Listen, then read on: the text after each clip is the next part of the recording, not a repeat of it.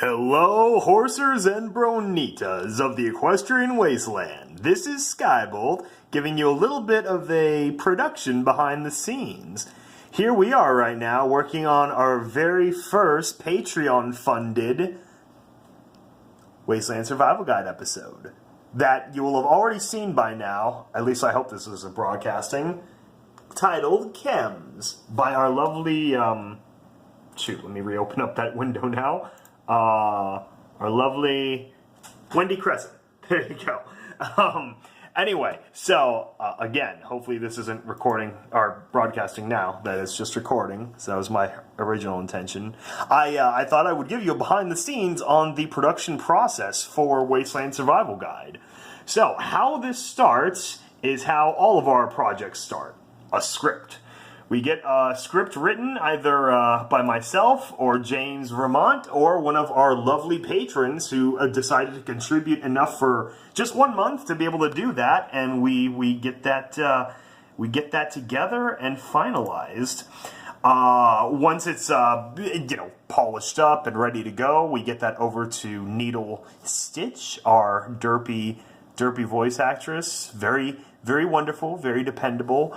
And she records her audio, which then gets edited down, mostly on her end. Sometimes I do a little, some other stuff if I need to or if I want to, but it's mostly perfect when I get it, and then I run it through all the proper filters to give it that slight thought echo kind of effect. Alright, I didn't title it here because I'm actually running a brand new program, or not brand new, but I'm on Mixcraft 8 now because my Mixcraft 6 started blipping out on me, so that really sucked. So now we're on Mixcraft 8, and that means that I have all the standard stuff I like to do, basic mid boost for her, and then a reverb that I used to have titled, but I'm going to title it once again as Derpy Thought Echo.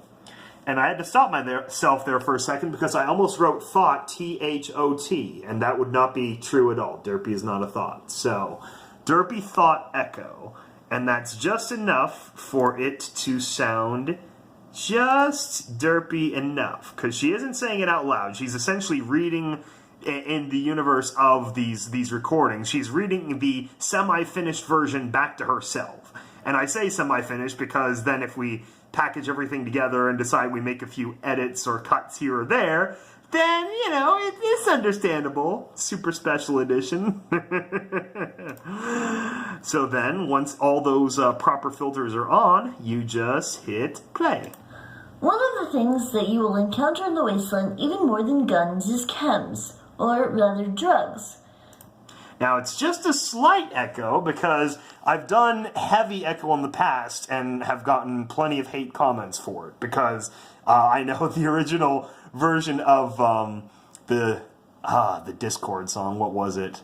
The Gorillas, The Bad and the Ugly. I put way too much echo on that, and at least through certain speakers, it sounded perfect in my car, but the acoustics of my car were not the same as everything else, so that one was a little bit of a rush job, but it's still my most popular song, so that's they're subjective.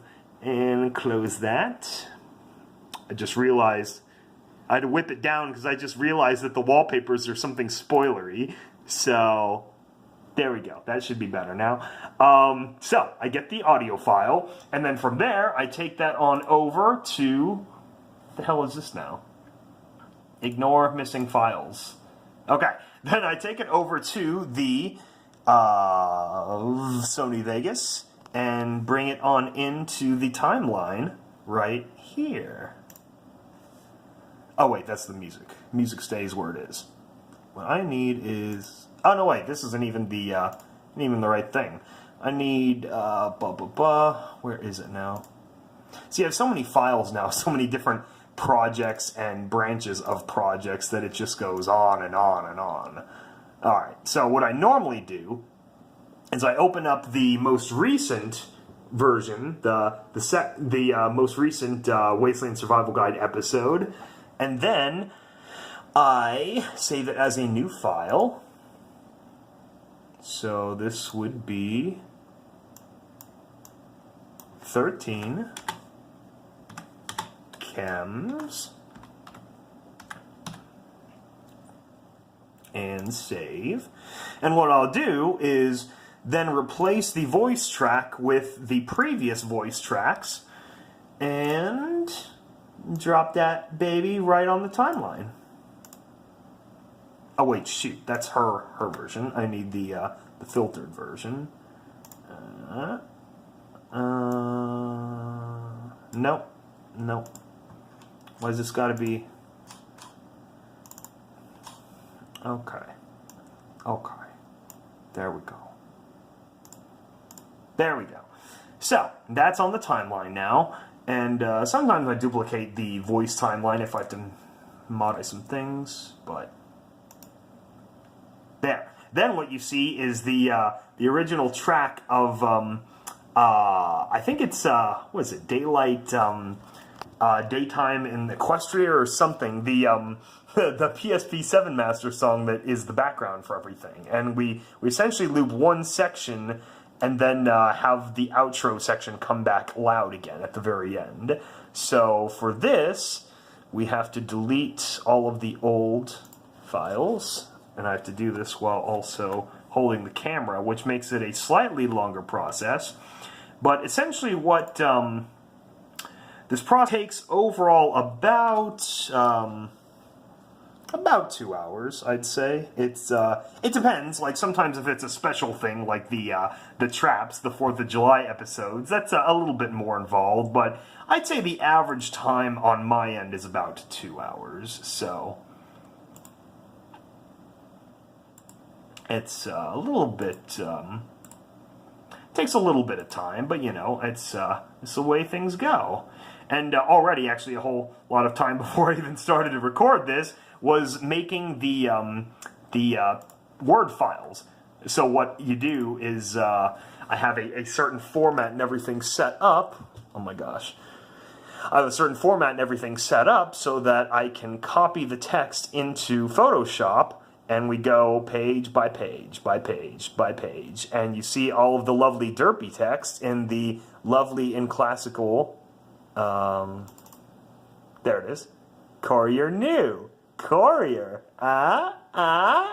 Besides the fact that it's a New Vegas reference, it is also a perfect old-fashioned looking typewriter font, which is sort of the setup we're going for. Like she's got herself a typewriter, and she found like maybe one of the printing presses from season 1 or something, and that's how she mass duplicates the Wasteland Survival Guide. But anyway, so I already went through all that, and sometimes this can be very long. Normally it's, you know, it's 12 to 30 slides, so it all depends on the paragraphing and the dramatic reveals of certain sections or whatnot. So it changes every episode. Anyway, there's that. No. I don't know what that is. Okay, so then, once those are on, when the sound is back on the timeline, then we can drop all of these back onto the timeline. And see if I can do this with one hand. Alright. And yeah.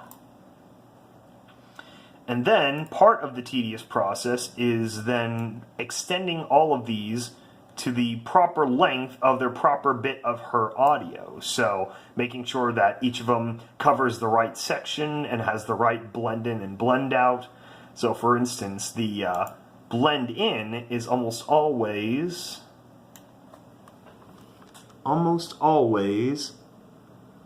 1 second and 6 frames. Sort of my go-to standard. And the fade out is almost always 17 frames, about half twice as fast, about half the time to fade out, because the fade out, you've usually, your mind's already read ahead to that last sentence before she even gets there, because it's been on screen and the way your brain processes information. So the fade out can be much, much quicker. And then once that's all done, and I've got the sound cut to the right length and everything, then I just drag the outro pieces back over there and edit the writer, if it is written by James Vermont or myself, or in this case, we have our lovely patron, Wendy Crescent. Let me make sure I spelled that right now. I hate it when I misspell someone's screen name or fan name. Yeah, it looks like standard Crescent. That's good. Okay, so today we learned that the YouTube video app recorder only lasts 10 minutes and 38 seconds for whatever reason. So, anyway, in conclusion, then once the proper writer is established, and later on, once everything is extended over its proper time period, a slightly more involved process happens, which is the title card. So what I do is then I take some kind of inspiration from the episode itself and write a title or draw a title card art based on that. And this one I had a lot of fun with, because I'm trying to build up my own mythology, different weapon corporations in the equestrian universe, and one of them was Lockstep Armory, which I made them this bullet here, the 2-inch Royal round, which is sort of my new in-universe version of the what is it, like a blunderbuss, like a massive frickin' shotgun shell, but in this case it's like an artillery piece. It's going to be like an artillery piece, just like half the size of a hoof or something. So it's big frickin' shell. And then, of course, because it's the 2-inch Royal, because it's a fun name, then we put the sun on the nose of it. So if you're looking right down it, you see, the white sunny butt right before you die. And, yeah, so that process takes a certain amount of time, and even though I'm not going to record it, what essentially happens is I do it on a standard piece of white printer paper, and take the picture once it's done, and then once I lift the image, I bring it into Photoshop and I do some thresholding, so it's just very clean, pure black lines. Ignore my light. Clean, pure black lines, and I drag it onto a standard file and edit the names and everything and make it all look nice and fluid and purty. So that way everyone can enjoy all the different little arts that I have fun drawing for the episodes, that you can also download as wallpapers if you actually like them. I try to make them. Okay, so after another surprising out of nowhere stop, I've learned that the problem is not the YouTube video app, it's the fact that my phone is almost full and I need to go clean out my pictures and stuff. So, anyway, there you go. This is the essence of the Wasteland Survival Guide production process from my end, at the very end, if I didn't write the script in the beginning that got sent over. So, get that up and get that all nice and ready and render the vidya, and then once the vidya is rendered, you send that on up to the to YouTube. You put it in a flash drive or a floppy disk, and you mail the floppy disk to Google in Mountain View, and then when they get some free time, they drive that on over to Utah or whatever and plug it into their server bank, and then that gets uploaded to YouTube, and then the video goes live. So anyway, I hope you enjoyed this slight this little look at the behind the scenes production of the Wasteland Survival Guide.